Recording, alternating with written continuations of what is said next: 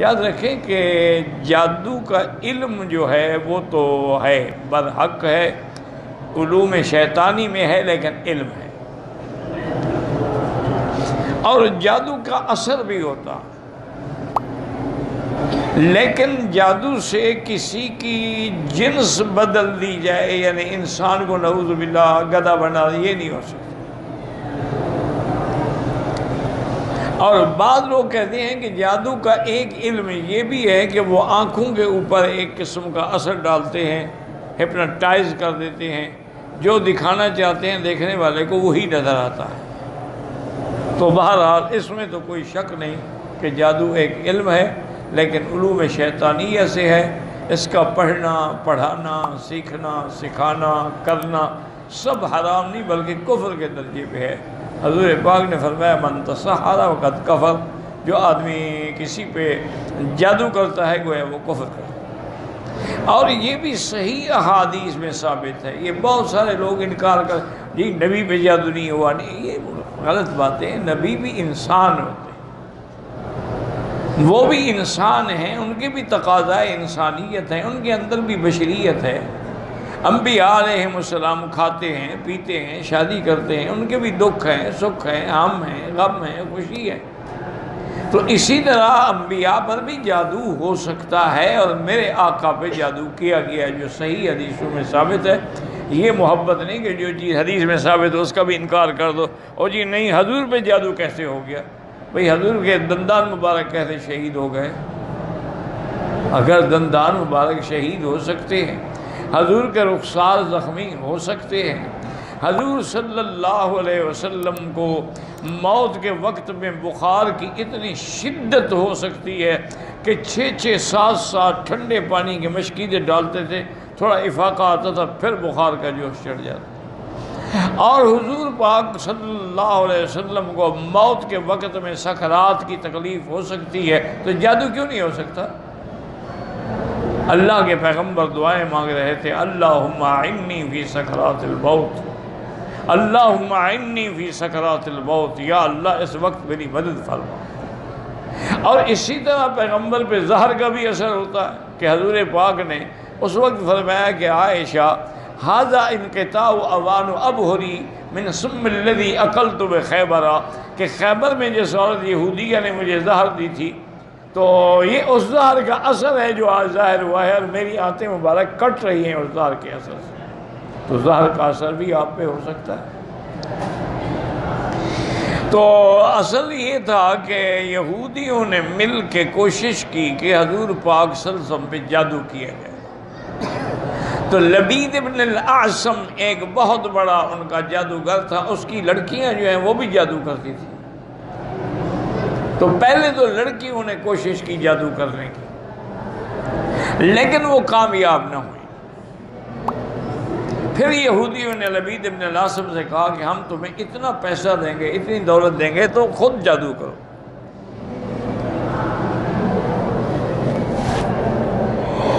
الحمدللہ یہدینا و یہدیکم۔ تو اس بدبخت نے پھر حضور پہ جادو کیا۔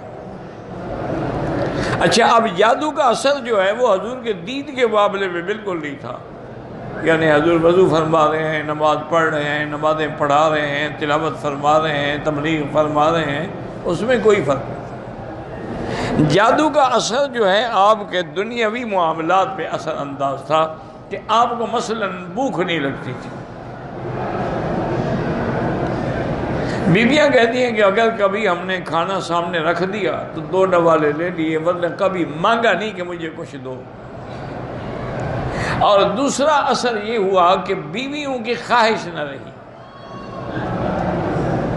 آج کل بھی اکثر جادو یہی ہوتے ہیں، یفرقون بین المرء وزوجہ، میاں اور بیوی میں جادو کر کے فتنہ کرتے ہیں جادوگر، تاکہ آدمی جو ہے اس کی بندش ہو جاتی ہے، وہ اپنی بیوی کے پاس جانے کے قابل ہی نہیں رہتا، یا بیوی پہ بندش ہو جاتی ہے، اس کو اپنے خاوند کا ملنا پسند نہیں آتا، آہستہ آہستہ نفرتیں بڑھتی ہیں، انجام پھر علیحدگی ہوتا ہے۔ تو حضور پاک میں یہ اثر ہوا تھا کہ آپ کو اپنی خواہشات جو تھیں نا یہ ازواج مطہرات کی، وہ ختم ہو گئی۔ کافی عرصے تک جادو کا اثر رہا۔ ایک دن حضور پاک فرماتے ہیں کہ میں سو رہا تھا کہ جبریل اور میکائیل دونوں فرشتے آئے، ایک میرے سرانے کی طرف کھڑا ہو گیا، ایک میرے پاؤں کی طرف کھڑا ہو گیا، اور سرانے والے نے اس سے پوچھا، پاؤں والے نے اس سے پوچھا کہ ما بہذا الرجل، اس بندے کو کیا تکلیف ہے؟ تو اس نے کہا کہ مطبوب، یہ مسحور ہیں، ان پہ جادو کیا گیا ہے۔ انہوں نے کہا من طبہ، کس ظالم نے جادو کیا؟ اس نے کہا لبید ابن العاصم نے۔ انہوں نے کہا کس چیز میں جادو کیا گیا؟ انہوں نے کہا فی مشتن و مشاتۃ۔ انہوں نے کہا وہ کہاں ہے؟ انہوں نے کہا وہ فلاں جگہ پر ایک کنواں ہے کچا، اس کے نیچے جو کنویں کے نیچے جو لکڑی ہوتی ہے تحت رعوفۃ، اس کے نیچے وہ جادو والی چیزیں جو ہیں دفن ہیں۔ حضور فرماتے ہیں کہ ثم افقت، تو میری نیند کھل گئی۔ حضور نے فوراً بلایا حضرت علی رضی اللہ تعالی عنہ کو بھی اور کچھ اور صحابہ کو بھی، اور ان کو لے کر حضور اس مقام پہ تشریف لے گئے جہاں کا جبریل نے بتایا تھا۔ حضور نے بعد میں بتایا کہ وہ جگہ ایسی ویران تھی اور ایسی برباد تھی کہ وہاں کھجوریں تھیں لیکن تنے کھڑے ہوئے تھے، کأنہم رؤوس الشیاطین، گویا کہ شیطانوں کے سر ہیں، پھل کچھ نہیں۔ اور کنواں جو تھا حضور نے فرمایا اس کا پانی ایسے تھا جیسے مہندی کا ملا ہوا پانی۔ حضور پاک نے حکم دیا، حضرت علی رضی اللہ تعالی عنہ کنویں میں اتر گئے اور انہوں نے اس لکڑی کے نیچے ہاتھ پھیر کے ڈھونڈنے کی کوشش کی۔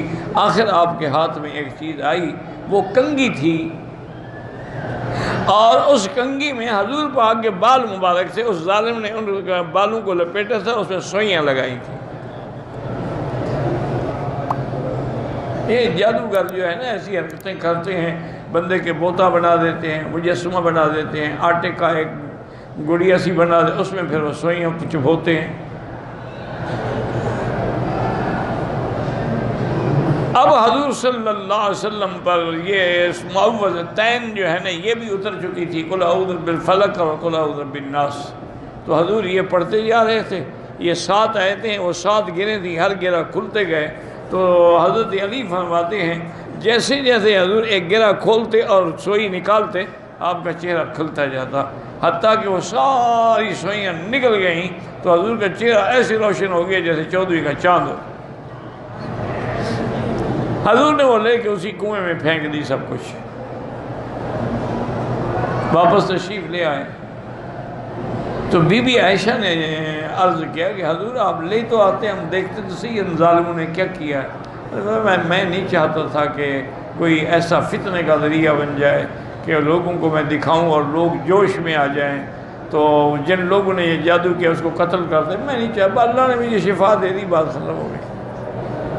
تو جادو ہو جاتا ہے، اب بھی ہے، یہ چیزیں اب بھی موجود ہیں۔ ایک عورت ہے، اب دیکھیں مجھے اس شہر کی جگہ کا نام نہیں آ رہا، وہ کرسچین عورت ہے، عیسائی عورت ہے، اور وہ پورا ہفتہ عبادت کرتی ہے، ایک دن اس نے رکھا ہوا علاج کے لیے۔ اچھا کوئی پیسے نہیں لیتی، کوئی لالچ نہیں کرتی، ایک صندوق رکھی ہوئی ہے جو خوشی سے دینا چاہے اس میں ڈال دے۔ اچھا وہ سارے آپریشن جو ہے ہاتھ سے کرتی ہے۔ میرا اپنا ایک دوست ہے، اچھا خاصا پڑھا لکھا آدمی ہے، علامہ کی ڈگری والا بندہ ہے، اب تو فوت ہو گیا، اللہ مغفرت فرمائے۔ اس بیچارے کو بھی یہ تکلیف تھی، اس نے کہا مکی صاحب مجھے بھی شوق ہوا کہ چلو آپریشن کرانے سے اگر ہاتھ سے آپریشن ہو جائے تو بڑی اچھی بات ہے۔ میں اس شہر میں گیا، وہاں جا کے میں معلوم کیا، انہوں نے کہا جی لوگ تو 8 دن سے انتظار میں بیٹھے ہیں، وہ دن آئے گا تو کام ہوگا نا۔ کہتے ہیں میں نے لوگوں کے آراء لیے، معلومات لیے، پوچھا، مجھے چونکہ میں خود ایک اہل علم آدمی تھا، میں نے کہا ہے کوئی چکر یہ؟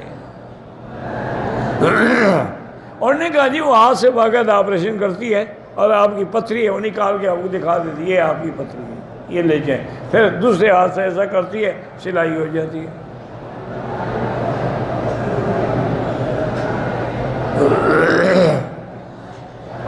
وہ کہتے ہیں کہ میں نے بہرحال وہاں آیت الکرسی پڑھنی شروع کی۔ جب میرا نمبر آیا اس نے مجھے دیکھا اور کہا کہ میں آپ کا علاج نہیں کر سکتی۔ میں کہا میں اتنا دور سے آیا ہوں، میں نے ٹکٹ خریدا ہے ہوائی جہاز کا، یہاں 8 دن سے ہوٹل میں انتظار میں ہوں، میرا علاج نہیں کرتی۔ اس نے کہا آپ وہ پیسے مجھ سے لے لیں، لیکن میں آپ کا علاج نہیں کروں گی، کیونکہ آپ کا قرآن پر یقین ہے، میرے جادو پر یقین ہی نہیں ہے، تو علاج کیسے ہوگا؟ آپ تو اب بھی قرآن پڑھ رہے ہیں۔ میں نے کہا میں پڑھتا رہا ہوں، اگر انسان کو ڈر نہیں لگتا کہ اس کو کوئی چیر آ جائے؟ اور نے کہا بہرحال میں آپ کا علاج نہیں کر سکتا۔ تو کہا میں واپس آ گیا، اب لڑائی تو نہیں کر سکتا تھا۔ اچھا، جو لوگ علاج کرا کے آئے وہ 1 مہینہ 2 مہینے ٹھیک رہے، پھر اسی طرح ہوگا۔ جب تک اس کے جادو کا اثر رہا انہوں نے محسوس کیا کہ ہم ٹھیک ہیں، جب جادو کا اثر ختم ہو گیا تو وہ اسی طرح واپس آ گئے اپنی بیماری میں۔ کہتے میں نے اللہ کا شکر ادا کیا کہ چلو میں اس کے دھوکے میں نہیں آیا۔ تو اسی لیے جادو تو ہوتا ہے، دھوکہ دیا جاتا ہے، بعض لوگ آنکھوں پہ کرتے ہیں، اسی چیز پہ بھی جادو کرتے ہیں۔ حضرت کعب احبار خود فرماتے تھے، وہ کہتے تھے کہ مجھے اللہ نے یہ جو حضور پاک نے کلمات سکھائے ہیں نا، اعوذ بکلمات اللہ التامہ من شر شیطان وہامہ، اعوذ بکلمات اللہ التامات من شر ما خلق، اعوذ بکلمات اللہ التامہ من شر کل شیء، یہ سارے کلمہ اگر حضور مجھے یہ نہ سکھاتے نا، یہ تو مجھے گدھا بنا دیتے جادو کر کے، یہودی جو میرے دشمن ہیں۔ تو بہرحال حضور نے کلمات ہمیں سکھائے ہیں، اگر یاد ہوں۔ اچھا ایک بات یاد رکھو، چونکہ بعض دعائیں مشکل بھی ہوتی ہیں، اعوذ بکلمات من شر ما خلق وزرع وبرع من شر ما تارک یطلب الا بخیر یا رحمان، اعوذ بکلمات اللہ التامہ من شر شیطانہ ونفسہ۔ تو یہ مشکل بھی ہوں تو آپ ایک بات یاد، بس صرف درود شریف پڑھا کریں،